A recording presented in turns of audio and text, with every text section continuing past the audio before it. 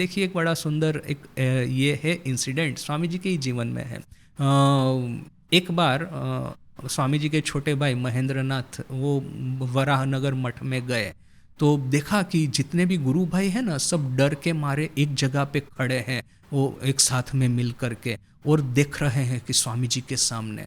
तो इन्होंने सोचा महीन बाबू ने कि क्या इतने राजा महाराज सब वगैरह क्यों डर डर करके स्वामी जी की ओर देख रहे हैं। तो उन्होंने जाकर के देखा तो स्वामी जी जैसे कि उनका मन पता नहीं कहाँ चल गया है, उनकी आंखें भी पता नहीं कैसी वो दिख रही है, जैसे कि अनंत को देखती है। और वहां पे वो टहल रहे हैं एक कोने से दूसरे कोने की ओर, वो जो एक कॉर्नर से दूसरे कॉर्नर की ओर वो टहलते ही जा रहे हैं, वॉकिंग करते ही जा रहे हैं, करते ही जा रहे हैं, किसी के सामने नहीं देख रहे हैं, जैसे कि वो वॉकिंग समाधि इस तरह से वो किसी कोई मैंने पता नहीं कोई एग्जॉल्टेड स्टेट में वो मग्न हो गए होंगे।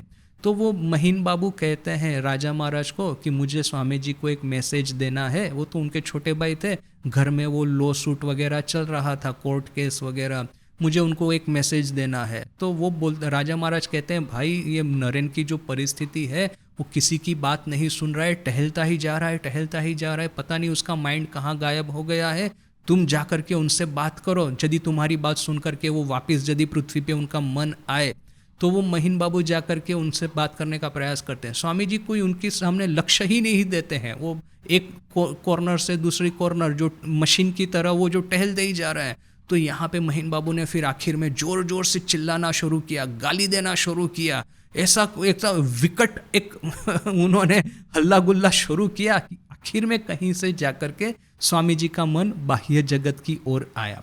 अभी ये जो हुआ इसका फिर ये महीन बाबू एनालिसिस कर रहे हैं, कहते हैं कि भगवान बुद्ध का भी ऐसा हुआ था। निर्वाण प्राप्त करने के बाद में वो वहाँ पे टहल रहे थे, एक कॉर्नर से दूसरे एक पॉइंट से दूसरे पॉइंट की ओर। बोध गया यदि जाएंगे तो वो जो भगवान बुद्ध निर्वाण प्राप्त करने के बाद में जहाँ पे टहले थे वो वहाँ पे पत्थर के उनके वो पद चिन्ह है, तो कमल की तरह। और वो टहलते टहलते भगवान बुद्ध सोच रहे थे कि निर्वाण शाश्वत शांति प्राप्त करने के बाद में, निर्वाण प्राप्त करने के बाद में देह को रखा जाए न कि त्याग कर दिया जाए। तब उन्होंने सोचा कि नहीं, ऐसे कुछ लोग तो है इस जगत में जिन्होंने निर्वाण प्राप्ति तक पहुंच तो गए हैं, किंतु आखिरी कुछ बैरियर्स है बोल करके वो वहाँ पे आखिरी मुकाम जो है, आखिरी मंजिल है, वहाँ तक क्रॉस ओवर नहीं कर पा रहे हैं। तो यह सोचा स्वामी बुद्ध ने कि चलते हैं वाराणसी, चलते हैं जहाँ पे उनके जो 5 साथी थे उनके साथ में तपस्या कर रहे थे।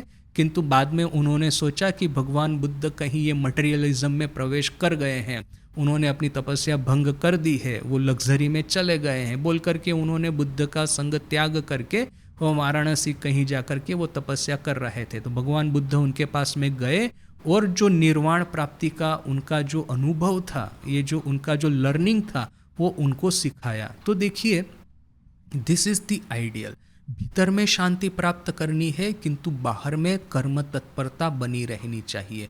जब तक ये दोनों साथ साथ चलेंगे तब तक हम जो कुछ भी कार्य भी करेंगे वो हमेशा के लिए होगा, और हमारे भीतर में जो सेटिस्फेक्शन प्राप्त होगा इस तरह का कार्य करके, ये सेटिस्फेक्शन हमको बिलियनियर होकर के भी नहीं मिलेगा, मोस्ट पावरफुल पॉलिटिशियन होकर के भी कभी नहीं मिलने वाला है।